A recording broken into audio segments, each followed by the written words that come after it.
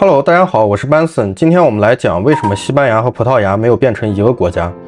不知道大家在了解西班牙和葡萄牙的时候有没有过这种想法？他们的语言相似，葡语和西语之间具有一定程度的互通性，很多词汇非常接近。他们的宗教都是天主教，饮食文化也接近，甚至连历史都高度相似，却并没有变成一个国家。那这是因为什么呢？难道古代的西班牙国王和葡萄牙国王都相互崇尚和平吗？就没有像其他的一些欧洲区域一样动了灭了对方的心思吗？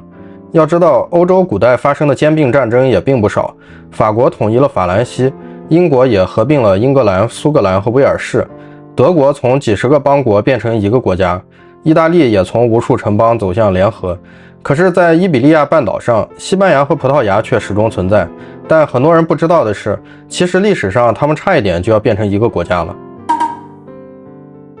如果从地图上看，葡萄牙似乎很难长期独立，整个国家都被西班牙包围着，除了西边的大西洋之外，几乎没有战略纵深。按照很多人的直觉，这样的国家迟早会被邻国吞并，但历史却并没有这样发展。原因之一在于，葡萄牙并不是从西班牙分裂出来的，恰恰相反，现代意义上的西班牙晚于葡萄牙形成。公元1139年，葡萄牙王国建立，1143年获得承认，成为欧洲的正式王国之一。而现代意义上的西班牙则要等到1479年卡斯蒂利亚与阿拉贡联姻之后才逐渐形成。换句话说，当西班牙还不存在的时候，葡萄牙已经独立存在了300多年。所以对于葡萄牙人来说，他们从来不认为自己是西班牙的一部分，而是把自己视为一个独立民族和独立国家。那他们是怎么差点变成一个国家的呢？故事还没有结束。在1580年，葡萄牙国王绝嗣，这直接爆发了继承危机。于是葡萄牙王室开始物色远方亲戚。西班牙国王腓力二世凭借血缘关系顺理成章地继承了葡萄牙王位。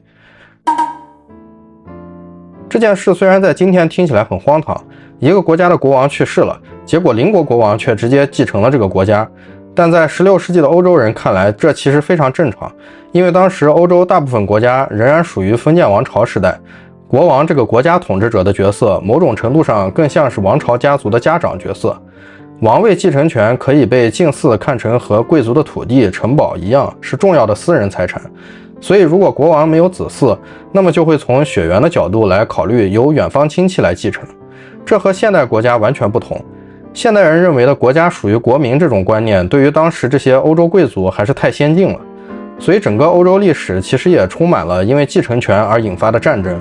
例如著名的西班牙继承战争、英国历史上的玫瑰战争，甚至连今天的英国王室、丹麦王室、西班牙王室之间都还能追溯出复杂的亲属关系。所以我们要讲的葡萄牙继承危机也是如此。1579年，年轻的葡萄牙国王塞巴斯蒂昂远征北非战死，没有留下继承人，而随后继位的叔叔也很快去世，葡萄牙王室主枝断绝了。于是整个国家开始寻找拥有继承资格的亲属，而血缘关系最强大的候选人之一正是西班牙国王腓力二世。于是整个伊比利亚半岛第一次被统一在了同一个君主之下，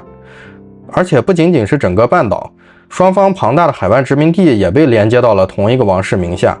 巴西、墨西哥、秘鲁、菲律宾、澳门、果阿、非洲殖民地都一度处于同一王朝统治之下。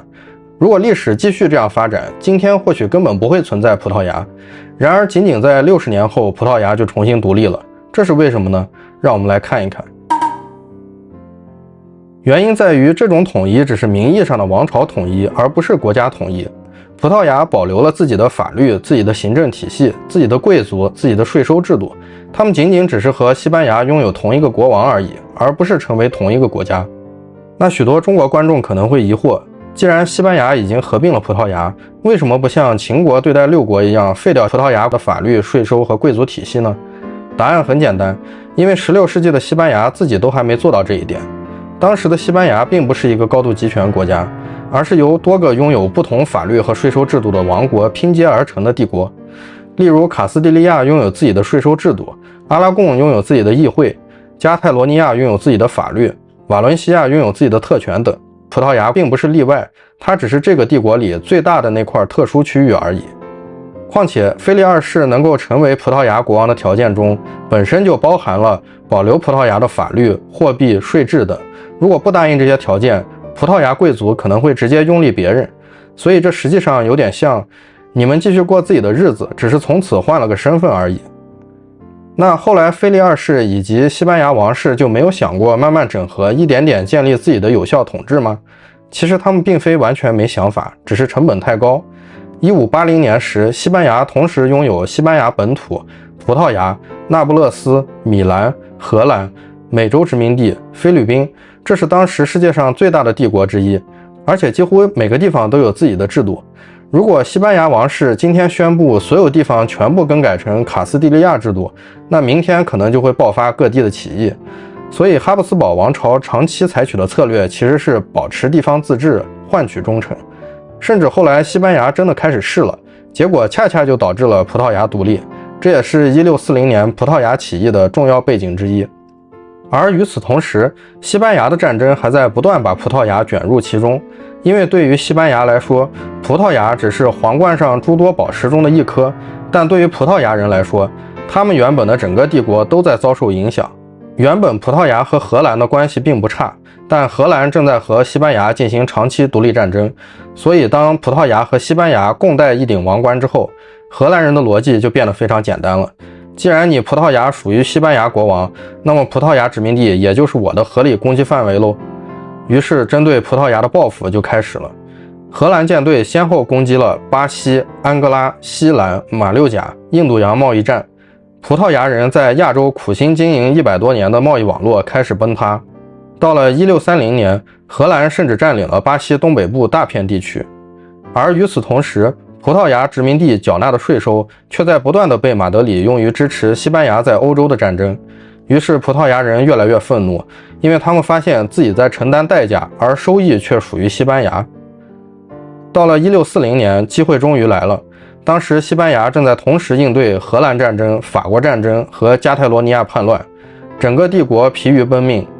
于是葡萄牙贵族马上发动了政变，冲进里斯本王宫，逮捕了西班牙派来的总督，就此宣布葡萄牙脱离西班牙的统治，并拥立布拉干萨公爵若昂为国王，即后来的若昂4世。但这并不意味着独立成功，随后爆发了长达28年的葡萄牙复国战争。葡萄牙军队连续击败西班牙几次重要进攻，最终在1668年，西班牙正式承认葡萄牙独立，从此西班牙就再也没有统一过半岛的势力了。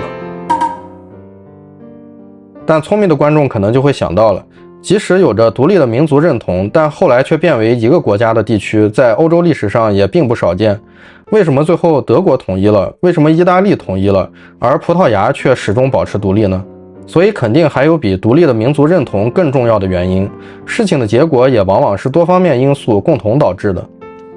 首先是我们提到的葡萄牙长期拥有自己的国家传统，当德国和意大利还处于分裂状态时，葡萄牙已经存在了数百年，民族认同极其稳固。其次，葡萄牙拥有面向大西洋的海岸线，即使受到大陆压力，仍然能够通过海洋获得财富和盟友。葡萄牙虽然在陆地上被西班牙包围，但它还有大西洋。15世纪以后，是葡萄牙率先开启了大航海时代，所以他们能抵达的势力范围包括非洲、印度、东南亚、中国、巴西。里斯本也因此逐渐成为世界的贸易中心之一。所以即便陆地面积很小，陆地边境被西班牙封锁，但大西洋给了葡萄牙远超其国土面积的生存能力。还有一个很重要的因素是，葡萄牙拥有一个关键盟友英国。很多人不知道，葡萄牙和英国的关系之久远，甚至超过很多国家本身的历史。1386年，双方签署温莎条约，至今仍然被认为是世界上持续时间最长的联盟之一。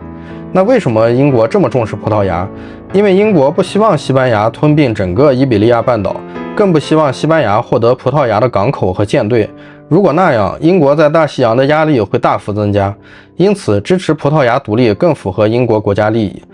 葡萄牙恢复独立战争期间，英国提供了武器、贷款、军事顾问，帮助葡萄牙抵抗西班牙。后来到了拿破仑时代，法国和西班牙联合入侵葡萄牙，英国又出兵帮助葡萄牙。著名的伊比利亚半岛战争期间，英国军队直接登陆葡萄牙，与法军长期作战，甚至帮助葡萄牙王室撤往巴西。可以说，从中世纪到近代，每当葡萄牙面临被吞并的风险时，英国几乎都会出现。这也是为什么很多历史学家常开玩笑说，葡萄牙能独立900年，一半靠大西洋，一半靠英国。那么你还有哪些有趣或好奇的话题想要了解呢？欢迎在评论区留言，我以后会再做影片和大家分享。喜欢这期视频的话，还请点赞、订阅、分享。我们下期视频见。